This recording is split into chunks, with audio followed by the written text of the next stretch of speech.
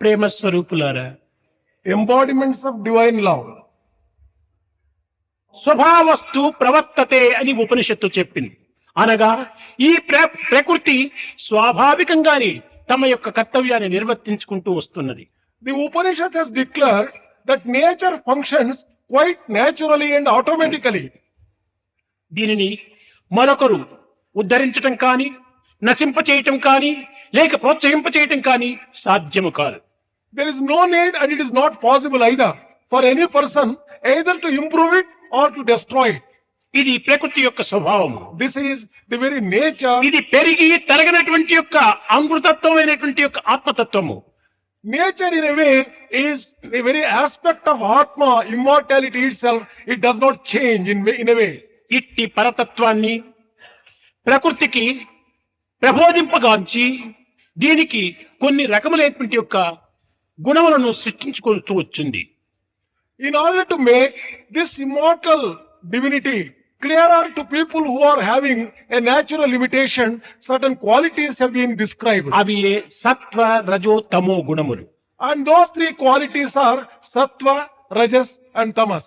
ఈ గుణములను ప్రకృతి యందు వ్యాపింపచేయాలన్నా దీనికి కొన్ని ఉపాధులు అత్యవసరము. If you want that these three qualities should manifest themselves in nature, there is need for some physical bodies, some form. ఆ యొక్క ఉపాధులే బ్రహ్మ, విష్ణు, మహేశ్వరులు అనేటువంటి పేరుతో ప్రకటితం చేస్తూ వచ్చింది. Those very forms are Brahma, Vishnu and Maheshwara. బ్రహ్మ, విష్ణు, మహేశ్వరులు కేవలం దేహదారులు కాదు. Brahma, Vishnu, Maheshwaras do not have such physical bodies as such. ఇది కేవలము గుణోపాధి స్వరూపులు. They are only the embodiment of attributes.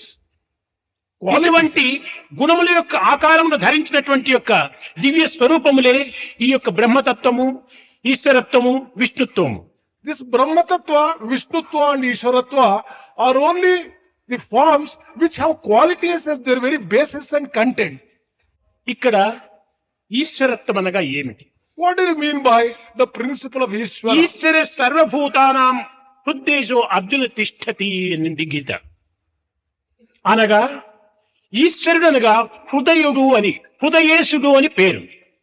That means Gita has declared that Ishvara resides in everyone's heart.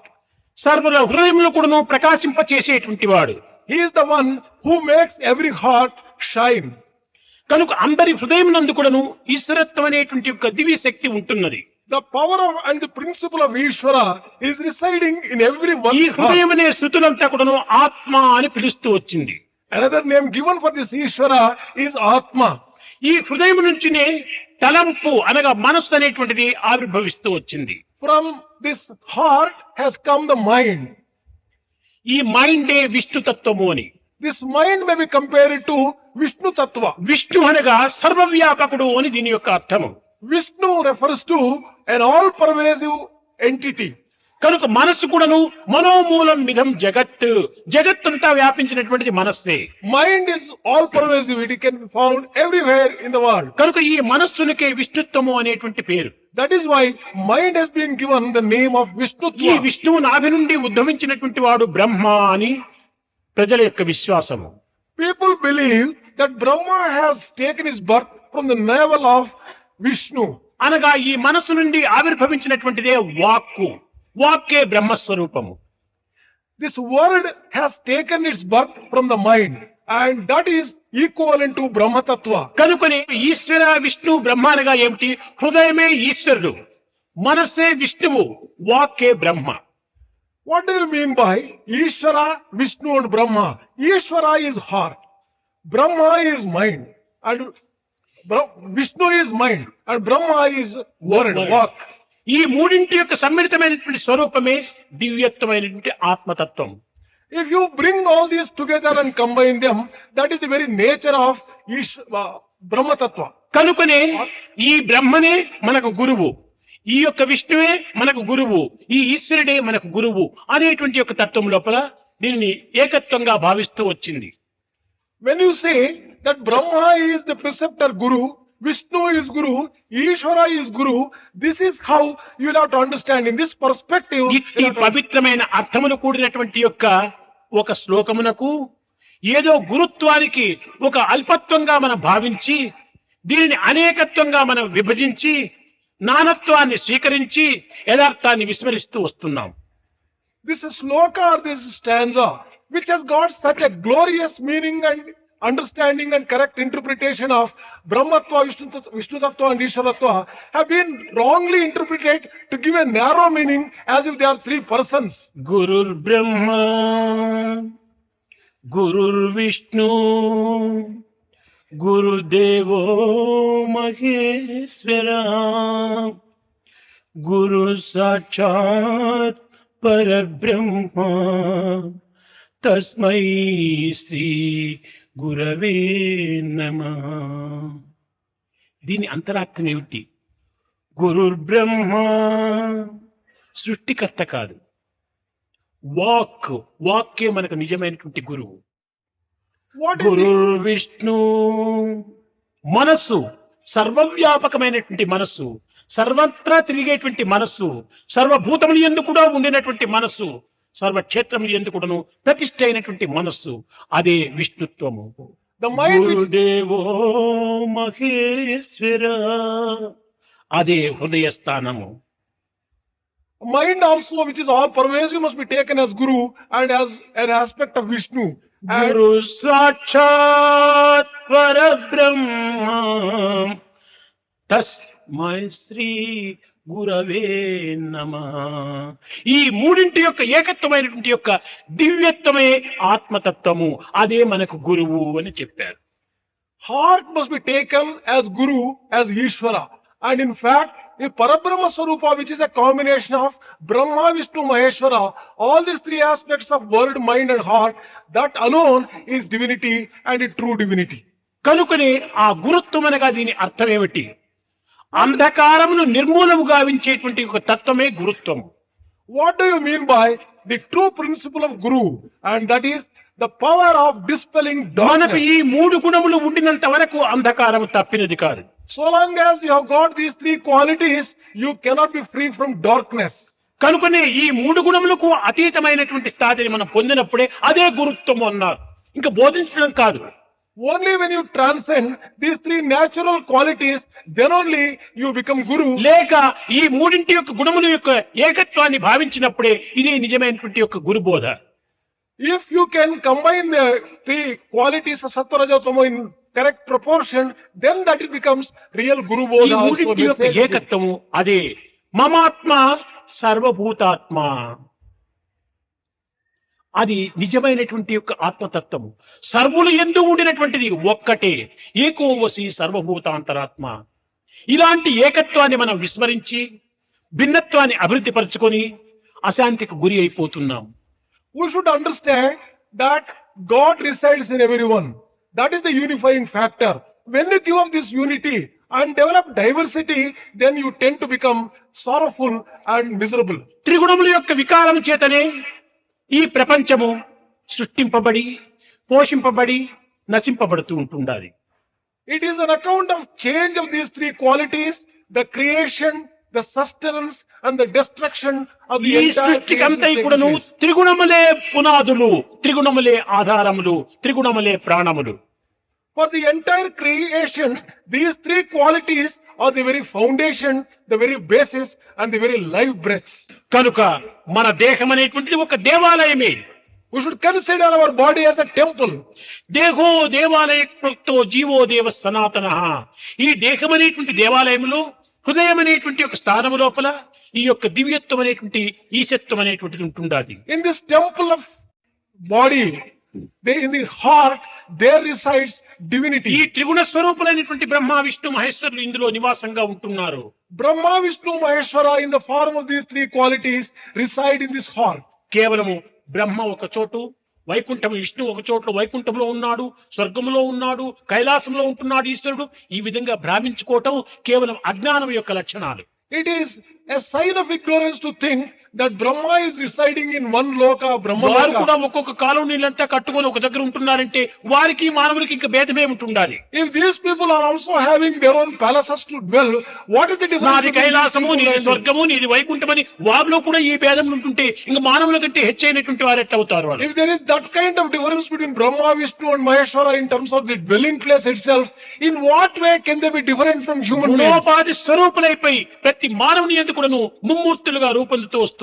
All these three gods are residing in every human heart in the form of Sattva, Rajo, Tamo qualities. కనుక ఈ దేహం అనేటువంటి దేవాలయము ఒక్క చోటు కట్టినటువంటిది కాదు, moving temple.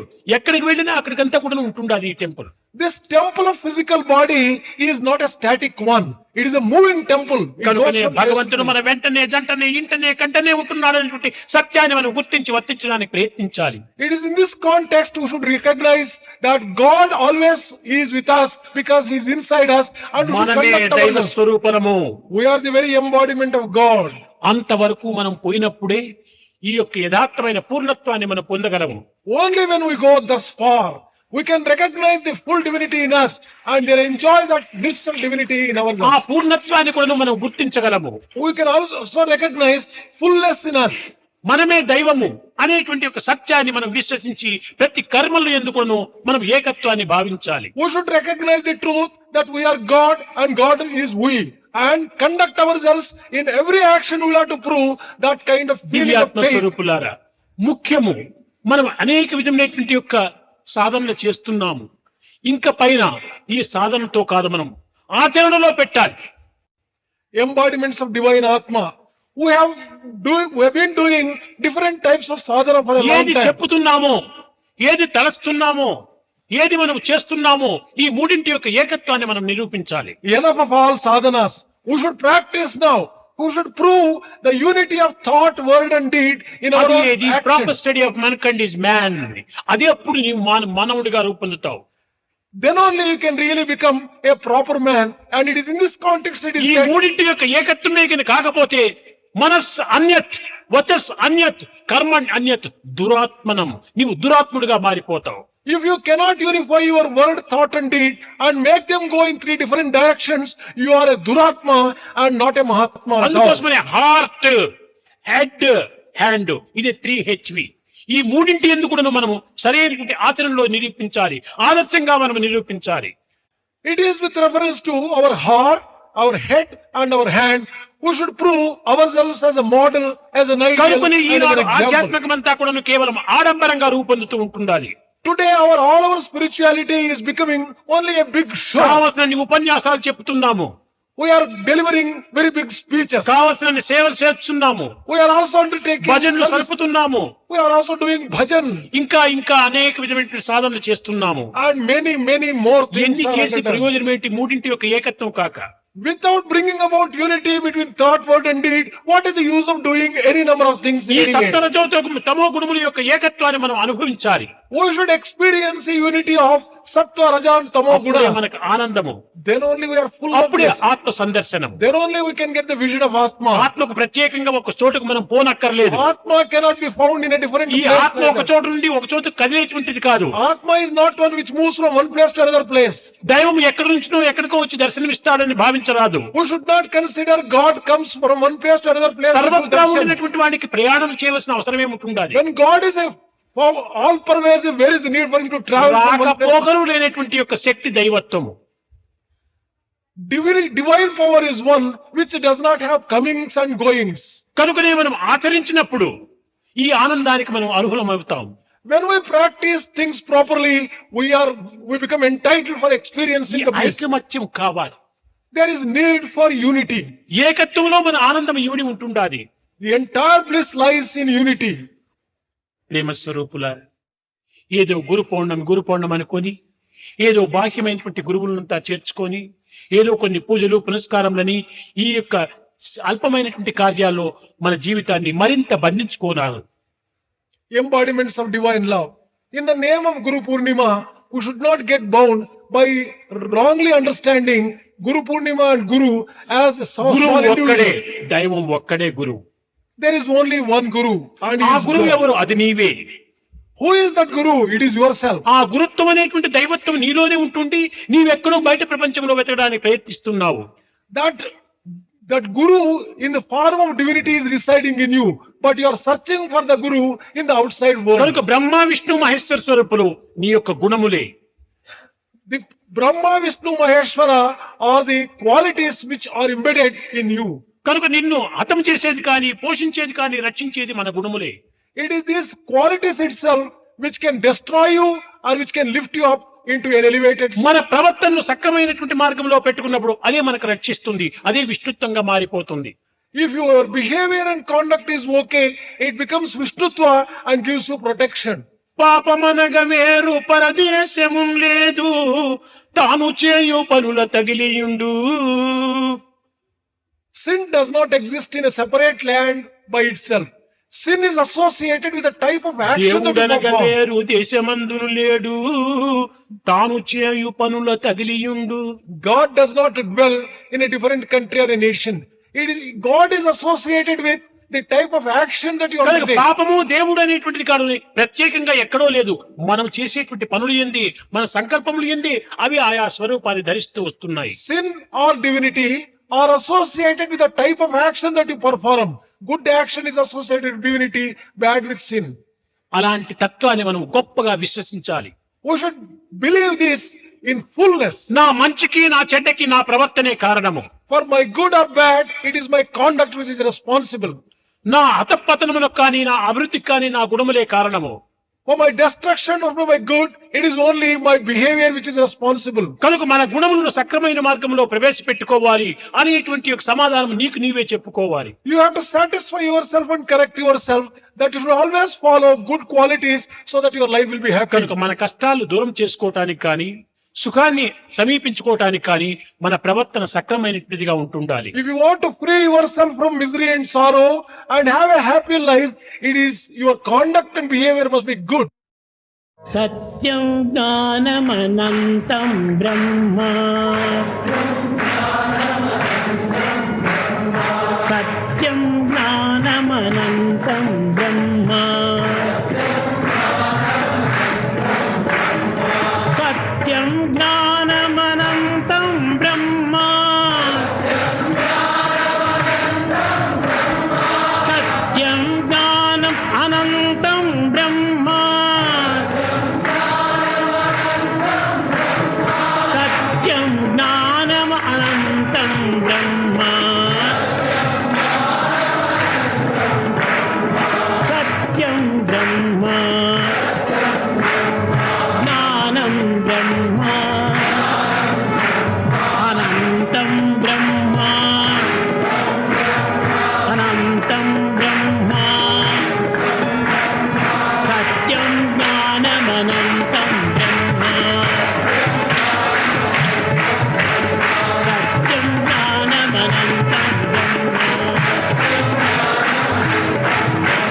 సత్యం జ్ఞానమనంతం బ్రహ్మ, అనంతం బ్రహ్మ, సత్యం జ్ఞానమనంతం బ్రహ్మ, సత్యం జ్ఞానమనంతం బ్రహ్మ,